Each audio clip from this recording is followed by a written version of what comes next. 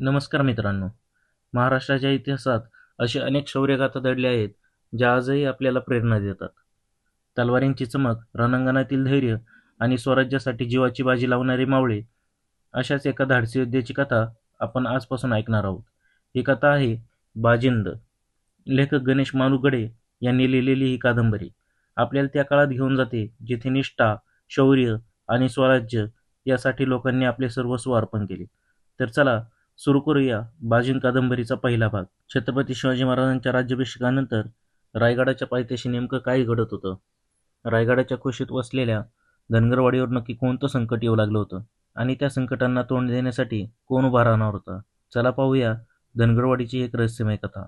हा व्हिडिओ बाजिंद कादंबरीवर आधारित माझ्या शब्दातील एक्सप्लेनेशन आहे. मूळ कादंबरीचे सर्व हक्क लेखक गणेश मानुगडे यांच्याकडे आहेत. रायगडाच्या कुशीत धनगरवाडी एक छोटंसं गाव. छत्रपतींनी रायगडाला स्वराज्याची राजधानी म्हणून निवडलं आणि त्याचा परिणाम आजूबाजूच्या गावांवरही झाला. गावांना अभय मिळालं, लोकांचं आयुष्य बदलायला लागलं. पण रायगडाच्या टकमक टोकाच्या दरीत जंगलाच्या आत 10-12 कोसांवर असलेल्या या धनगरवाडीच्या अडचणी मात्र वाढू लागल्या. आता तुम्ही विचाराल, रायगडाच्या कुशीत असलेल्या गावावर संकट कसं काय? तर झालं असं, स्वराज्याशी फितुरी करणाऱ्यांना, गंभीर गुन्हे करणाऱ्यांना एक कठोर शिक्षा दिली जायची. ती म्हणजे कडेलोट. कडेलोट म्हणजे गुन्हेगाराला गडाच्या उंच कड्यावरून खाली फेकायचं. त्या पडण्याचाच त्यांचा अंत व्हायचा आणि जर तो चुकून वाचलाच तर खाली असलेली जंगली जनावरे त्यांच्यावर तुटून पडायची, म्हणजे मृत्यू निश्चित. रायगडावर अशा शिक्षा दिल्या जात होत्या आणि गुन्हेगारांना टकमक टोकावरून खाली फेकलं जायचं. यामुळे जंगलातील जनावरं माणसाच्या रक्ताला चटावली होती, पण शिक्षा रोज होत नव्हती आणि त्यामुळे त्या भुकेल्या जनावरांनी धनगरवाडीवर हल्ले करायला सुरुवात केली. छोटं गाव आणि वाढत चाललेली भीती. गावकऱ्यांच्या मनात दहशत पसरली होती. म्हणूनच गावचा कारभारी सखाराम हे घराणं घेऊन रायगडावर जाण्याचा निर्णय घेतो. काहीतरी मार्ग निघेल या आशेने सखाराम आपल्या 3 मित्रांसोबत रायगडावर जाण्याची तयारी करू लागतो. पण त्याआधीच एक भयंकर घटना घडते.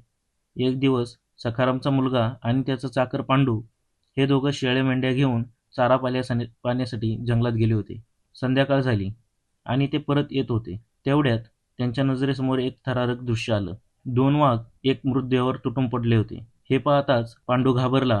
त्याने बाळ्याला उचललं आणि गावाकडे पळू लागला. पण अचानक त्याचा पाय झाडाला अडकला आणि तो जोरात खाली पडला. तेवढ्यात त्यांची नजर मावळतीच्या दिशेला गेली आणि त्यांनी पाहिलं, एक काळाकुट्ट उंच धिप्पाड माणूस, गळ्यात चांदीची पेटी, हातात काठी आणि तो त्यांच्याकडे पाहून हसत उभा होता. हे पाहून दोघंही हादरले आणि जीवाच्या आकांताने गावाकडे पळत जाऊन सगळी हकीकत सांगू लागले.